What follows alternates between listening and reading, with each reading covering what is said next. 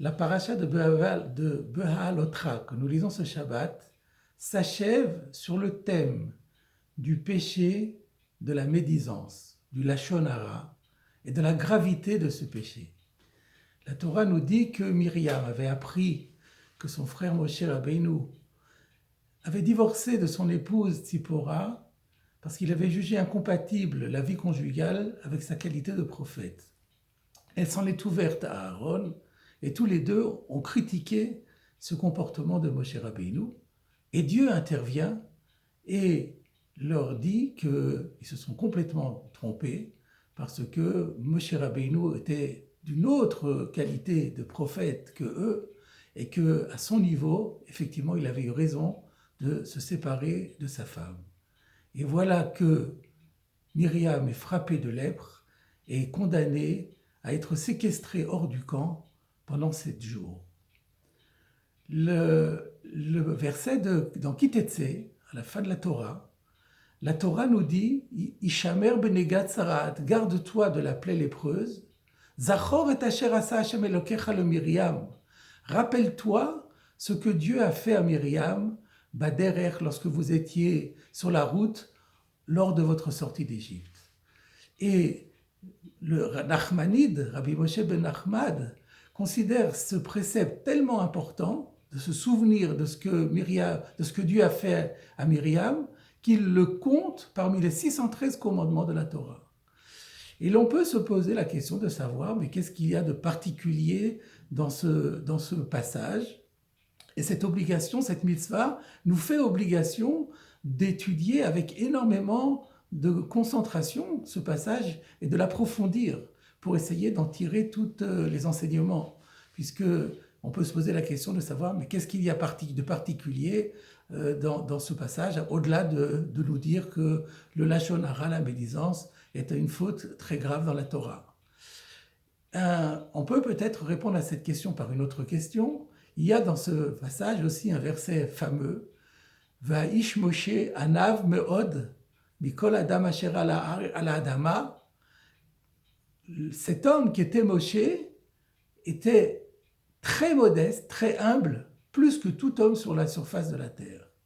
Et on se demande, mais qu'est-ce que vient faire ce compliment d'humilité à Moshe Rabbeinu dans ce contexte du lashon hara?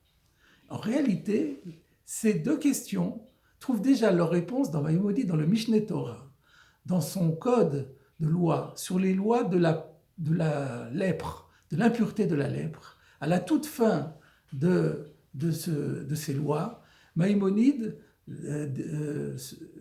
conclut par un long développement sur le lashon hara et sur la lèpre. Il dit que la lèpre n'était pas une maladie naturelle, c'était une maladie surnaturelle qui venait progressivement mettre en garde et châtier ceux qui se laissaient aller au lashon hara. Et Maïmonide rapporte le commandement de la Torah qui nous dit « Garde-toi de la lèpre et souviens-toi de ce qu'a fait Myriam, de ce que Dieu a fait à Myriam. » Et là, Maïmonide développe en disant « Voilà que Myriam a été punie gravement pour avoir médit de son frère, alors qu'elle était beaucoup plus âgée que lui. Elle l'avait élevé comme son fils. Elle avait risqué sa vie pour le sauver de la noyade. Et quand elle a parlé contre lui, c'était pas du tout dans le but de lui faire honte. Et d'autant plus, et c'est là que Maïmonide parle de la modestie de Moshe Rabbeinu, que Moshe Rabbeinu était tellement humble qu'il n'était nullement affecté par la médisance de Myriam et de Aaron, ça ne lui faisait ni chaud ni froid. Et malgré tout, Myriam a été gravement punie, à plus forte raison les personnes qui parlent à tort et à travers et qui médisent sans discontinuer. Ainsi, nous comprenons de Maïmonide que la modestie, l'humilité de Moshe Rabbeinu, c'était pour nous dire qu'il n'avait aucun ego. Il était dénué complètement d'amour-propre, au point que le fait qu'on lui fasse des critiques et qu'on dise du mal de lui ne l'affectait nullement. Et ceci va nous permettre également de résoudre encore une autre difficulté et d'approfondir encore la leçon que nous tirons de cette paracha sur le lashon hara. On sait que dans la paracha du Shabbat qui suit, c'est Shlach Lecha, Il sera question des explorateurs. Et ces explorateurs, la Torah va nous dire qu'ils sont morts par un fléau devant Dieu pour avoir médit de la terre. Et le Talmud, dans Erchin, page 15a, dit, regarde comme c'est grave la médisance. Voilà que ces explorateurs n'ont dit du mal que sur des pierres, n'ont dit du mal de la terre, ils ont dit du mal sur des pierres, sur des arbres. Et malgré tout, ils ont été punis de cette mort.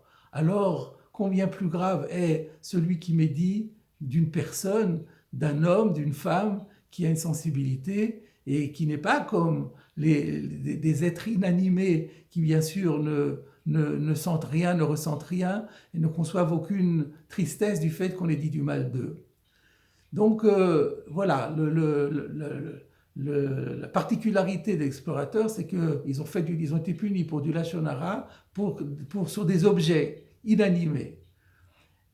Et d'un autre côté, nous savons aussi le commentaire de Rashi au début de Shlach Lecha qui dira mais pourquoi la Torah fait-elle juxtaposer l'histoire de Myriam avec l'histoire des explorateurs? Et la réponse bien connue est parce que ces Rechaïm, ces explorateurs qui étaient des impies, des méchants, ont vu ce que Myriam avait fait et comment elle avait été punie, et ils n'en ont tiré aucune leçon, aucun moussard.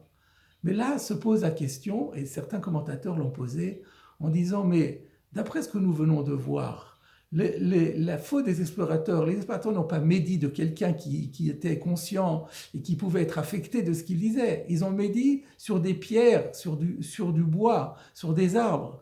Alors comment pouvaient-ils tirer une leçon de ce qui était arrivé à Myriam, qui elle avait médit non seulement d'une personne, mais de quelle personne? Du Gadol Hador, de la plus grande personne de la génération, du plus grand prophète de tous les temps. Comment est-ce qu'ils auraient pu tirer argument l'un de l'autre? Eh bien voilà, mes chers amis, la leçon, la réponse nous est donnée par Maïmonide. C'est pourquoi le verset a dit « Mais que Moshe était plus humble que n'importe qui sur la terre ». Moshe, c'était comme une pierre, comme du bois. Il n'était absolument pas affecté par une médisance. Lorsque Myriam dit du mal de lui, c'est exactement comme si elle disait du mal d'une pierre. Et le Rav Shlomo Ganzfried rapporte dans son livre Apirion la manière dont son maître, Rav Tzvi Hirsch-Heller, a exposé les choses. Il a dit, en général, nous savons bien que les 613 commandements étaient distincts en deux catégories, sont séparés en deux catégories. Il y a la relation verticale, les lois qui concernent la relation entre l'homme et Dieu, et il y a les lois qui concernent la relation horizontale entre l'homme et son prochain. Qu'en est-il du lachon hara? Eh bien, le lachon hara appartient aux deux catégories. Bien sûr, lorsqu'on médit de quelqu'un, on lui cause du tort, on détériore son image aux yeux des autres, et cela peut le blesser énormément. Mais au-delà de cela, il y a aussi une offense à Dieu. Pourquoi? Parce que tout être humain est une créature. Dire du mal d'une créature revient à dire du mal du Créateur. Illustrons cela par ce passage de la Gemara de Ta'anit, page 20, qui nous dit que Rabbi Elazar bar Rabbi Shimon a rencontré une personne d'une laideur monstrueuse. Il lui en a fait grief, et la personne en question, qui d'après la tradition, d'après les commentateurs Rashi et Tosfot, n'était autre que Eliyahu Hanavi, lui a répondu, eh ben, tu sais, va poser ta question à l'artisan qui m'a fabriqué. Donc je suis une créature, viens faire le procès du créateur. Il en est ainsi pour tout lachon hara.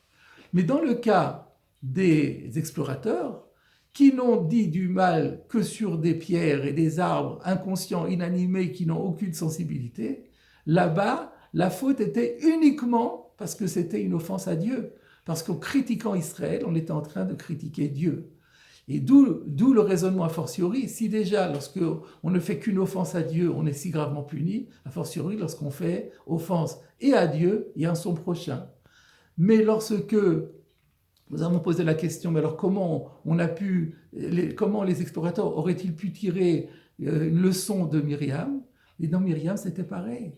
Myriam, elle a parlé contre quelqu'un qui n'avait aucune sensibilité, aucun amour-propre, aucun ego, et qui était complètement indifférent, impavide par rapport à la moindre médisance. Et malgré tout, Myriam a été si gravement punie alors les explorateurs étaient exactement dans la même situation.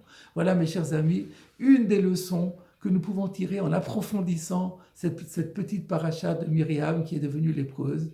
Et souvenons-nous, à chaque instant, au moment où nous avons envie de porter un jugement sur n'importe qui, eh bien rappelons-nous que nous risquons à la fois de lui porter tort et d'offenser Dieu, et qu'il s'agit ici d'une des fautes les plus graves que nous avons dans la Torah.